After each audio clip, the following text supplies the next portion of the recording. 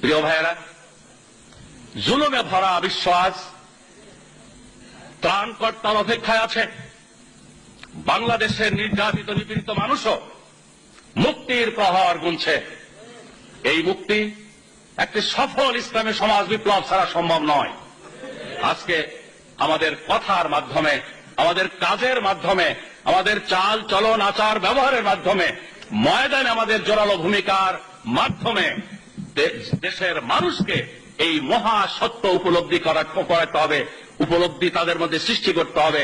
এই ক্ষেত্রে আসুন আমরা একটি ঐতিহাসিক ভূমিকা পালন করি।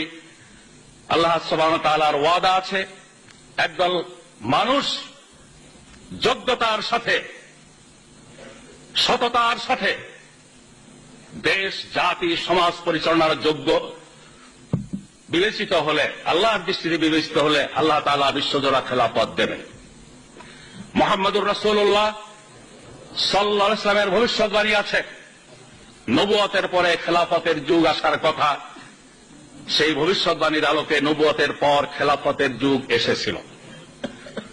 খেলাফতের যুগের অবসানের পর মুলুকিয়াত রাজতন্ত্রের যুগের আসার কথা ছিল, সেটাও এসেছে। আজকে বিশ্বে 2-4টি দেশে যে রাজতন্ত্র আছে, এটা কয়েকদিনের মেহমান হিসেবে আছে।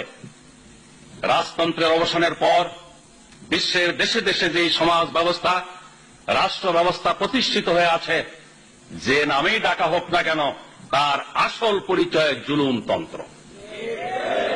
ধর্মনিরপেক্ষতার নামে হোক, জাতীয়তাবাদের নামে হোক, পশ্চিমা গণতন্ত্রের নামে হোক, আর যে নামেই হোক না কেন, রাসূল পাক সাল্লাল্লাহু আলাইহি ওয়াসাল্লামের ভবিষ্যৎবাণীর আলোকে এই জুলুমতন্ত্র ইতিহাসের শেষ কথা নয়, এরও অবসান ঘটবে। এর অবসরের প্রেক্ষাপটে আবার আসবে খেলাফত আলা মিনহাজিন নবুয়তের জামানা। বিশ্ব পরিস্থিতি, বর্তমান বিশ্ব পরিস্থিতি চোখে আঙুল দিয়ে আমাদের দেখিয়ে দিচ্ছে, এই বর্তমানে বিরাজমান জুলুমতন্ত্রের অবসানের দিনক্ষণ ঘনিয়ে এসেছে।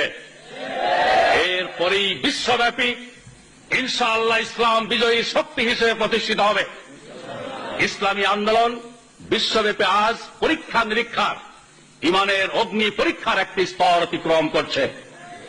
এই পরীক্ষায় যারা ফেল করবে তারা ডানে বায়ে ছিটকে পড়বে, আল্লাহর কিছু বান্দা শাহাদত বরণ করবে, আর সবর ইস্তেকামাতের সাথে ইমানি চেতনার উদ্বুদ্ধ হয়ে যারা ময়দানে টিকে থাকবে, ইনশাআল্লাহ তাদের হাতে ইসলামের বিজয় পতাকা অর্পিত হবে।